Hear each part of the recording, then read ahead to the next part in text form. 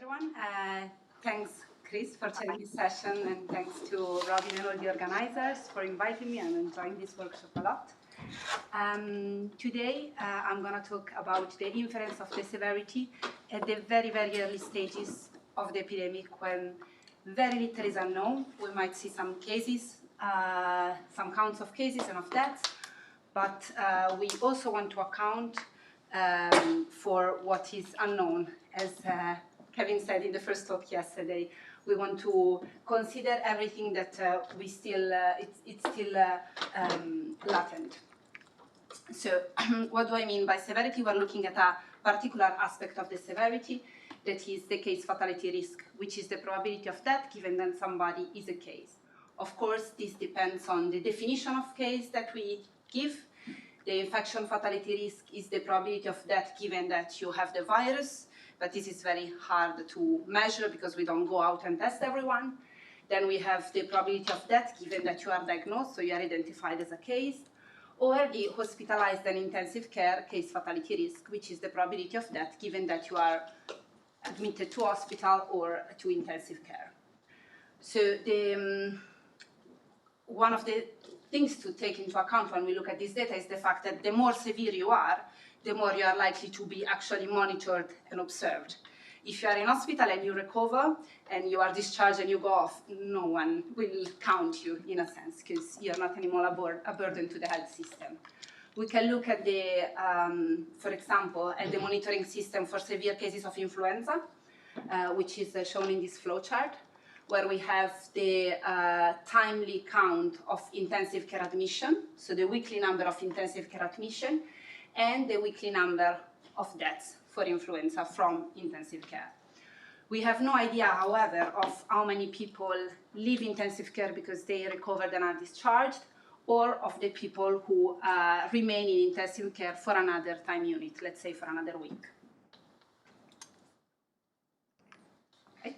So the data looks something like this. So we have two time series. The gray one is the cases, in this case the intensive care admission, and the green one is the deaths. What we don't know is the sort of competing events, so the yellow time series of the recoveries, because these are positive outcomes. And we want to estimate the case fatality risk from this. However, at the beginning of the epidemics, what we have is really something like this. So just, you know, sort of this is 10 weeks in, a couple of months in, and we see the cases starting to rise and some deaths coming in. This is, I forgot to mention, these are simulated data, and we'll use them as a sort of scheme to see the method throughout the talk. One information that is lacking if we're considering a new virus is the time that elapses between these events. There is a beautiful paper by Chris Overton where he uses the times between, I think, detection or intensive care admission and deaths to relate these two time series as they develop. However, if there is something new, we often don't know if the people that have not died, what has happened to them. So if we can assume that the people who were admitted in intensive care 2 weeks ago have already recovered or not. So what can we do? Well, we can do the rough thing. That is still the sort of only thing that we can do if we have this two time series, that is doing the ratio on the deaths over the cases.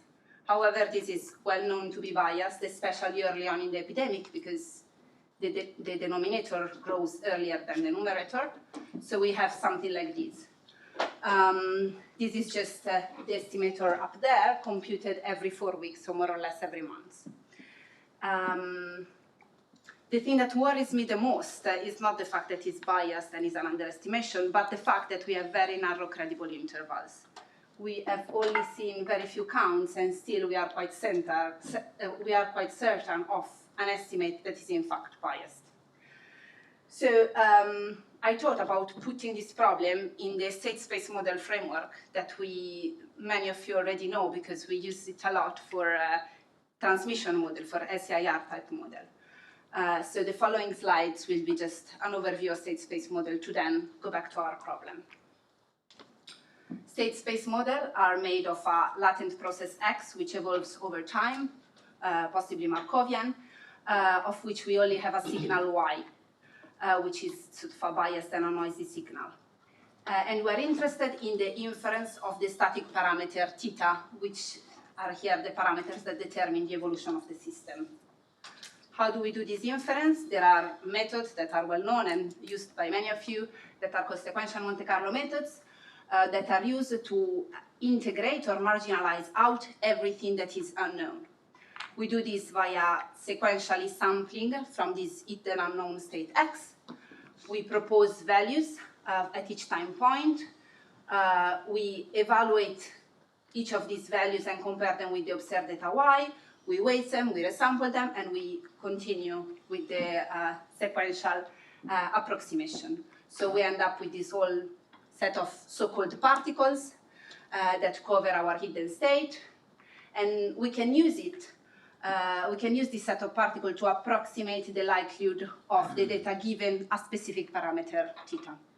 If we're being Bayesian, if we're interested in the posterior distribution of theta, we can plug this estimator in our favorite MCMC, and at each iteration, we propose a new value of theta, we run a particle filter, so this SMC method, and approximate the likelihood, and then we decide whether to accept or reject, and we move forwards. How do we use this in the cases and that sort of problem? I showed you this plot where we had the inflow in intensive care and the outflow by the deaths in intensive care. We can look at something like this, where at each time point we have a certain number of people who are in intensive care. These are either people who entered in the previous time interval or people who were there from before and remained in intensive care. And then during that time interval, let's say that week, 3 events can happen. Either people recovered and they are discharged, or they remain another week in intensive care, or they die and they enter again our dataset. And then these people who remain in intensive care, they will be summed with the new inflow, and we'll have again these 3 possible events that happen. So it turns out to be a sort of chain multinomial model where we have the size, that is the number of people in intensive care, and the 3 events that can happen. This can be written in a compact sort of DAG form in this way, and we consider xt to be our latent state on which we want to run our particle filter.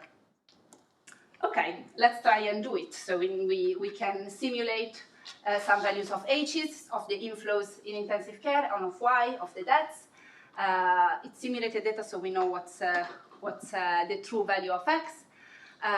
We can run a SMC that at each step proposes a value for the people remaining in intensive care. These are the blue value, and then weights them and resample them. And these are the yellow values. By doing so, we obtain an estimate of the likelihood P of y given theta. And we can use this in an MCMC routine to obtain the posterior distribution of the case fatality risk. Okay, we need to decide how to do this proposal, how to sample from x's. We know that this is the system, and we can state from which distribution we sample the people who stay in hospital, and we can do so conditionally on what we already know at time t. So at time t, we know that of these people, yt will certainly not remain in the hospital because we know they have died. So we can take them out and just propose those who will remain in hospital conditional on the fact that they haven't died. This is just a sort of a technical way to say how we propose the x's. We can run this. This is the same plot as before, and you can see it's beautiful. The true value it's in the background is followed very tightly. And this is also because we are at the mode of our distribution of theta, because it's the true value. This is an evaluation of the likelihood of the true value that actually generated the parameter. But let's imagine we're in an MCMC. Now we propose another theta, which is slightly off the mode, and this might happen. So here we had our particle set of 500 particles that was following that was approximating the latent state. And at time 10, none of the particle had enough people remained in intensive care to allow for the new data that were, for the new factor of our likelihood computation, so for the new number of deaths. Why does this happen? So this is a very chained system, and it's bounded. So all this, my system is a multinomial, and this size needs always to be higher than each of these, and y is given. So we've got a big constraint here. Even if we accounted for the data at the deaths at time t, while sampling for the latent state at time t, it is still possible that our sample state is not compatible with the number of deaths at t+1. So somehow none of our trajectories left enough people in intensive care to include the data at time t+1. And this is where my idea of the life belt particle filter came in. So this is called the life belt, which I think in US English is called life preservers, which make my sampler title maybe not so intuitive, but is the kind of donut shape floating system that you carry with you if you go sailing. So should your boat sink completely, you'll have that to carry on, to sort of allow you to navigate until a safe shore. And the metaphor, the reason why it's called life belt is because I wanted to introduce one particle, one special trajectory of this hidden state that would always be compatible with the data. So what I did was I looked at my system and I thought, oh, well, I need to keep x high enough. So why don't I keep it at its highest possible value?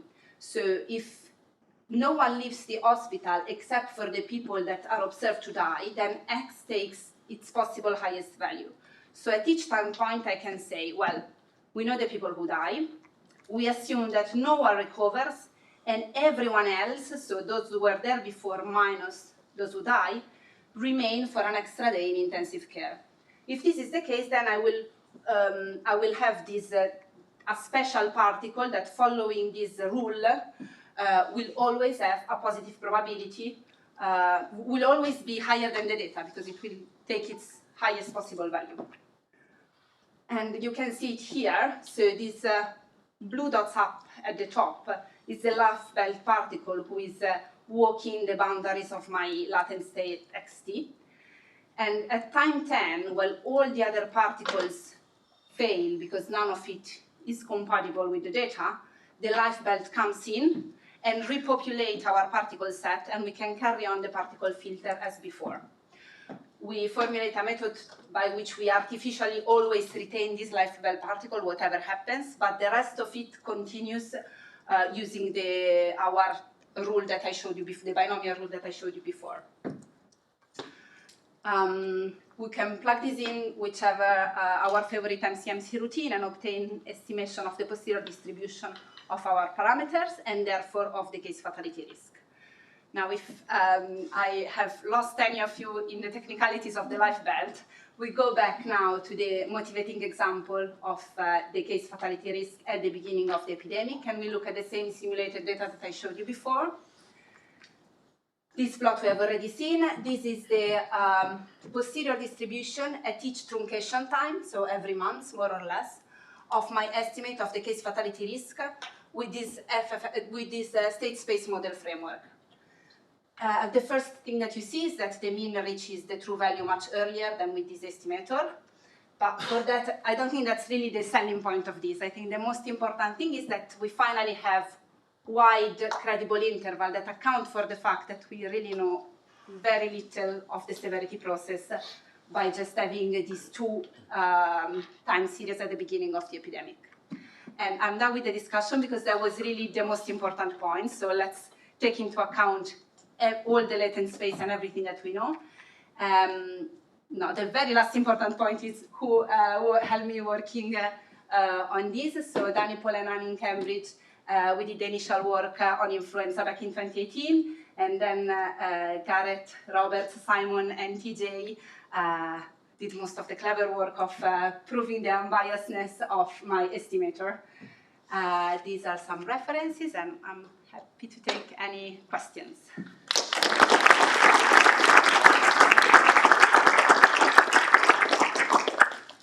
So, thank you. And so if I understand you correctly, this very clever life belt particle helps you deal with particle depletion that would otherwise be a big problem. But doesn't it sort of still remain the fact that the data are in some sense incompatible with the model, right? And so would an alternative approach be to address that incompatibility, for example, by allowing more variability in the model? Thank you for the question. So if the life belt so if you have to recur to this particle very often, it might be an indication that your model is wrong or under dispersed. And the way in which I see this is useful is in a pseudo-marginal sense. Whenever you walk maybe to a zone in the tail of the parameter space, where yeah, of course, conditional on that parameter, your data are not really compatible.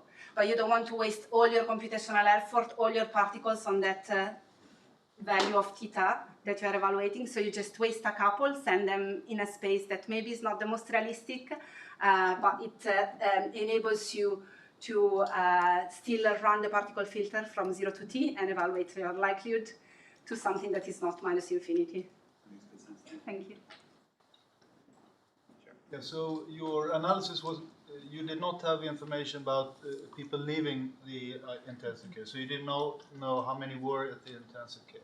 It would be interesting to see in a simulation study how much better you would do with that additional information, and if the answer is you gain a lot, that would suggest maybe you should try to collect that information, because surely it is there somewhere. Thanks, Tom. Yeah, it is. So I haven't done a full simulation study, but what I am comparing my estimator with is not only the sort of cumulative counts WHO-based estimator, but also the estimator that is done by doing the ratio of the deaths over the deaths plus the recovery. So also comparing with that. And the reason why I'm doing it, because I want to see if while getting much uncertainty, do we bias or not? And it doesn't look to me like there is an incredible bias, but I need a more comprehensive simulation study, and I'll come back to you on that. Emma? Yeah, thank you so much. I loved your lifeboat or life raft, whatever it was, particle. That's brilliant. I am just interested in this area quite a bit, and I was wondering if you thought about trying to improve your estimate by doing time lags as well. Like, this is slightly off topic, but like trying to compare the number of deaths with the number of cases at the time that death would have been admitted, rather than comparing them to the number of cases at the time that they die. Something along those lines. So, thank you for the question. Yep.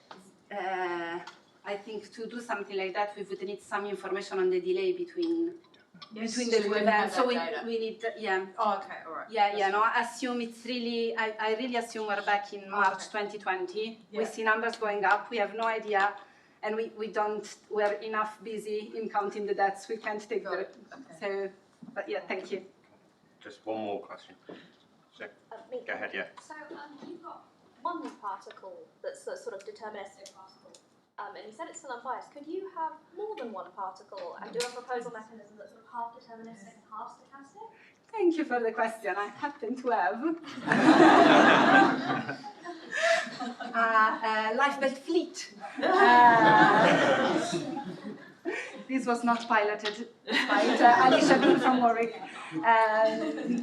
Yes, so we can, and the mechanism that we set up that allows for some particles to be indeterministic and somehow systematically always resampled and some going through resampling, it's valid for how many particles you want to take into account, and we can actually cover all the sort of tail of the latent space with multiple particles and see how it goes. Thank you.